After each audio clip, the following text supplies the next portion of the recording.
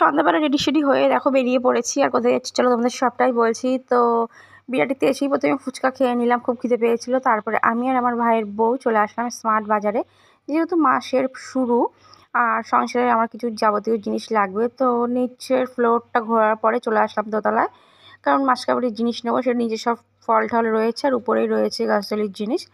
তো দেখো এখান থেকে প্রথমে ছেলের জন্য চকোস, চানাচুর আর আমার যা যা লাগবে মানে তেল, নুন, ডাল যাই বলো সব কিছুই নিয়ে নিলাম। নিতে নিতে দেখো আমি এক ব্যাগ করে ফেলেছি। তো আমি কিন্তু একা শপিং করতে আসিনি, আমার ভাইয়ের বউ আমার সঙ্গে এসেছিলো।